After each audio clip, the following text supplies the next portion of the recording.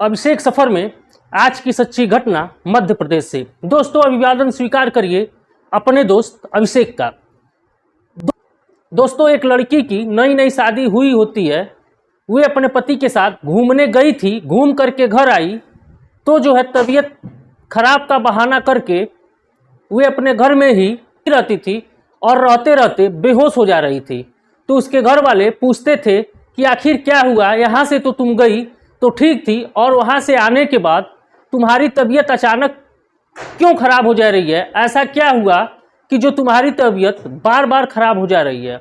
उसके बाद दोस्तों, घर के एक कोने में उसका पति बैठ कर के रो रहा था, तो दूसरी कोने में वे नई नवेली दुल्हन बैठ कर के रो रही थी। घर वाले बार बार उन दोनों से पूछते हैं कि आखिर में बात क्या है, तुम दोनों लोग रो क्यों रहे हो? दोनों कुछ भी कहने के लिए तैयार नहीं थे। दोनों परिवार वाले से कुछ भी बताने के लिए तैयार नहीं थे, बल्कि रोने का जो दौर था दोनों पति पत्नी का चालू था। घर वाले भी काफ़ी परेशान हो गए थे और उन दोनों से बार बार पूछने का प्रयास कर रहे थे कि आखिर बात क्या है, तुम दोनों रो क्यों रहे हो? उसके बाद दोस्तों उस लड़की का न तो पति बताता है न ही उसकी पत्नी बताती है कि आखिर दोनों रो क्यों रहे हैं।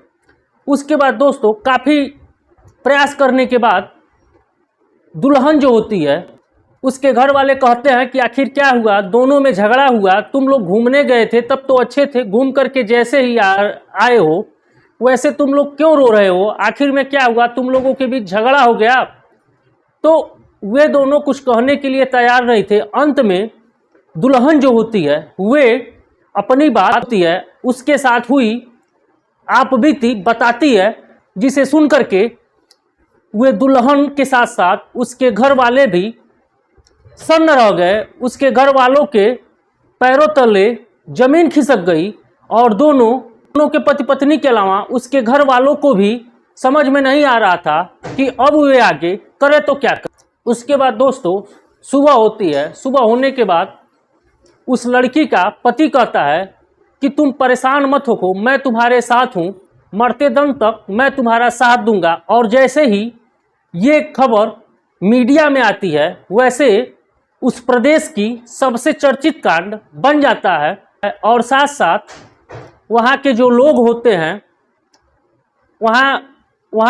होते हैं पुलिस के कार्यशैली पर सवाल उठाते हैं और पक्ष जो है सरकार को घेरे में ले लेते हैं। उसके बाद दोस्तों, वहाँ की जो पब्लिक होती है, किसी ने कहा दोषियों को फांसी पर चढ़ा देना चाहिए, तो किसी ने कहा कि इन लोगों का इलाज बीच चौराहे पर खड़ा करके गोली मार देना चाहिए, ताकि इस तरह की घटना भविष्य में कोई भी अपराधी इस तरह का जुर्म करने से पहले बार बार सोचे।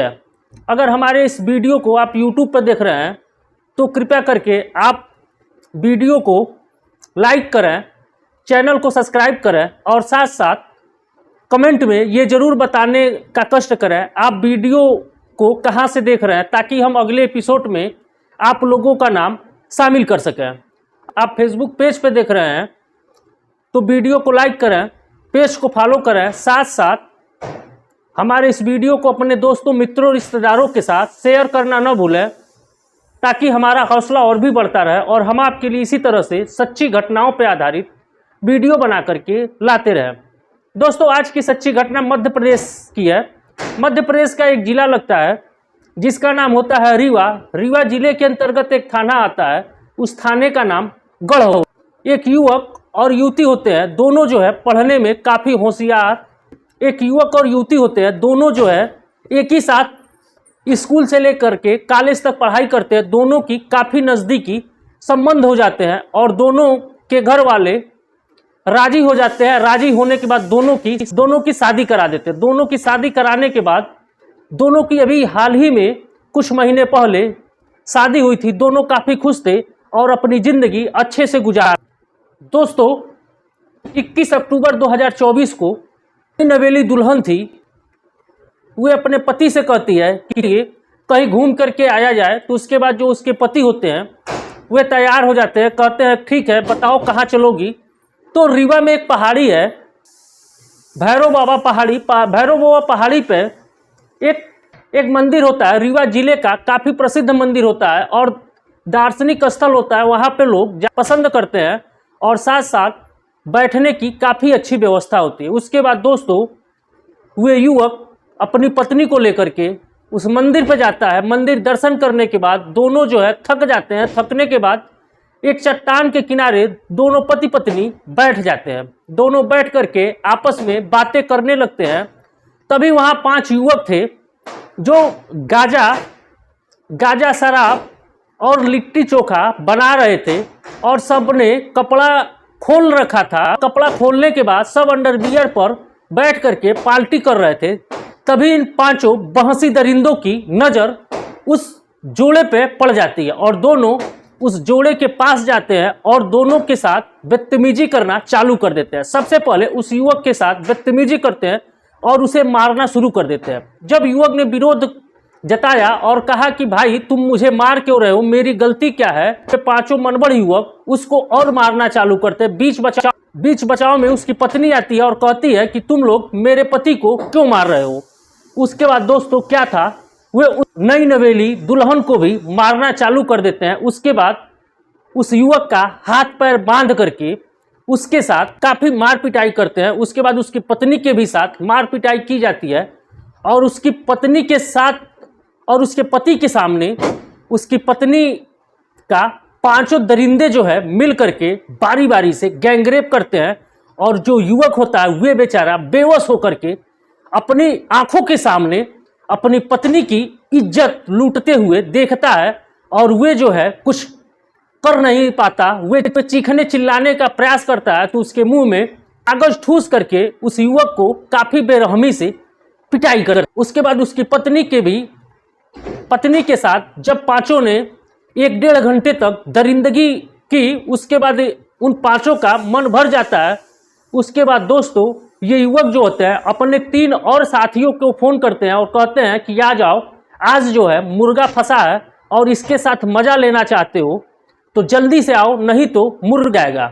उसके बाद दोस्तों उसके 3 और साथी होते हैं, वे मौके वारदात पर पहुंचते हैं। वे तीनों भी उस महिला के साथ रेप करते हैं। रेप करने के बाद किसी तरह से जब उन 5 दरिंदों का मन भर जाता है तो उस महिला और उस लड़के को छोड़ देते हैं। छोड़ने के बाद अब उन सबको समझ में नहीं आ रहा था कि वे सब करें तो क्या करें, जाए तो कहाँ जाएं। दोनों एक दूसरे से नज़र नहीं मिला पा रहे थे क्योंकि दोनों के साथ इतनी बड़ी घटना घट चुकी होती है। पति जो है पत्नी से नज़र नहीं मिला पा रहा था और पत्नी जो है अपने पति से नज़र नहीं मिला पा रहा था। पति अपनी पत्नी से इसलिए नज़र नहीं मिला पा रहा था कि वे बेबस होकर के अपनी आंखों के सामने अपने पत्नी की इज्जत लूटते हुए देखता है और पत्नी जो है इसलिए अपनी पति से आंख नहीं मिला पा रही थी कि वे कुछ भी नहीं कर पाई और अपने पति के सामने ही उसकी इज्जत दरिंदों ने मिलकर के लूट ली। उसके बाद दोस्तों वे युवक जो है और युवती जो है किसी तरह से उन्हें कुछ समझ में नहीं आ रहा था, वे लोग किसी तरह से अपने घर के लिए निकलते हैं तो उसमें से एक युवक जो होता है धमकी देता है, कहता है कि तुम लोगों को जहाँ जाना चाहो वहाँ जाओ, पुलिस में जाओ, एसपी के पास जाओ, डीएम के पास जाओ, जिसके पास मर्जी उसके पास जाओ, हम लोग इसी तरह से गैंगरेप करते हैं और कोई हमारा आज तक कुछ नहीं बिगाड़ पाया। उसके बाद दोस्तों वे युवक और युवती थक हार करके अपने घर आते हैं। घर के एक कोने में युवती जो है बैठ करके रो रही थी, उसका पति घर के दूसरे कोने में बैठ करके रो रहा था। अब दोनों को समझ में नहीं आ रहा था कि अब करे तो क्या करे। उसके घर वाले भी जब पूछना चालू करते हैं कि आखिर में क्या बात है, तुम लोग रो क्यों रहे हो, तो उसके बाद दोस्तों वे युवक अपने घर वालों को कुछ बोलने के लिए तैयार नहीं था। उसके बाद दोस्तों वे युवती भी जो है घर वालों को बताए तो कैसे बताए। जब घर वालों ने काफ़ी दबाव बनाया, जो नई नवेली दुल्हन होती है उसके साथ हुई आप बीती दरिंदगी की कहानी बयान करती है और कहानी जब बयान करती है तो उसके परिवार वाले हैरान और परेशान हो जाते हैं। अब उनके भी समझ में नहीं आ रहा था कि अब वे करे तो क्या करें, क्योंकि इतनी बड़ी घटना घट चुकी होती है। दोस्तों परिवार वालों को और उस पति पत्नी को सबको सांप सूंघ जाता है। अब वे दोनों करें तो क्या करें। उसके बाद दोस्तों सुबह होता है। सुबह होने के बाद पति जो है अपनी पत्नी से कहता है कि तुम परेशान मत हो, मैं तुम्हारे साथ हूँ और जिंदगी के अंतिम दम तक दम दम तक मैं तुम्हारे साथ रहूँगा और हम दोनों एक दूसरे के लिए इसी जन्म नहीं बल्कि अगले 7 जन्मों तक साथ साथ रहेंगे। और जो भी तुम्हारे साथ इस तरह की दरिंदगी किए हैं सब सलाखों के पीछे भेज करके ही दम लूँगा। उसके बाद दोस्तों परिवार के लोग भी उन लोगों का साथ देते हैं और वे सब 22 अक्टूबर को करीब 1:30 बजे वे युवक अपनी पत्नी को लेकर के थाने जाता है और अपनी पत्नी के साथ हुई दरिंदगी की सारी बातें बताता है। उसके बाद दोस्तों पुलिस जो है तहरीर ले लेती है और 2 दिन तक कोई भी कार्रवाई नहीं करती है। क्योंकि दोस्तों रीवा जिले में मुख्यमंत्री का दौरा था और अन्य मंत्री भी थे और वहाँ कुछ बड़े बिजनेसमैन भी आए हुए थे। पुलिस ये सोच रही थी कि अगर ये मामला मीडिया में आया तो जो है पुलिस की छवि खराब होगी, इसलिए ये मामला जो है 2 दिनों तक पुलिस ने दबाए रखा। उसके बाद दोस्तों 24 अक्टूबर को जब ये मामला मीडिया के माध्यम से हाईलाइट हुआ तो पुलिस ने एक्शन लिया। एक्शन लेने के बाद उस पहाड़ी के आसपास 300 लोगों को पूछताछ की। उसके बाद दोस्तों एक दिन एक वीडियो वायरल हो जाता है। उस वीडियो में वे 5 युवक दिखाई देते हैं और पुलिस ने उन 5 युवकों से भी पूछताछ की थी। तो वे युवक जो है काफ़ी ओवर तरीके से, पुलिस जो नॉर्मली तरीके से पूछताछ कर रही थी, तो ये युवक जो है पुलिस को एडवांस में ही बता बैठे कि मैंने कुछ नहीं किया और मुझे फंसाया जा रहा। उसके बाद दोस्तों पुलिस को क्या था, उनके घेरे में रखती है और उन लोगों पर नज़र बनाना चालू कर देती है। उसके बाद दोस्तों 2 आरोपियों की पहचान कराई जाती है। उस 8 में से 5 लोग जो होते हैं उस महिला के साथ रेप किए रहते हैं। 3 लोग जो है 5 लोग जो है उस महिला के साथ रेप करते हैं। 3 लोग जो थे 3 लोग रेप करने में उन 5 की मदद करते हैं और इस तरह से पुलिस ने 8 को गिरफ्तार करके जेल भेज दिया। उसके बाद दोस्तों मामला जैसे ही मीडिया में आया और अन्य माध्यमों से वायरल होने लगा तो पब्लिक जो थी काफ़ी जन आक्रोश था और वहाँ के लोग कह रहे थे कि इन 8 लोगों को छोड़ देना चाहिए।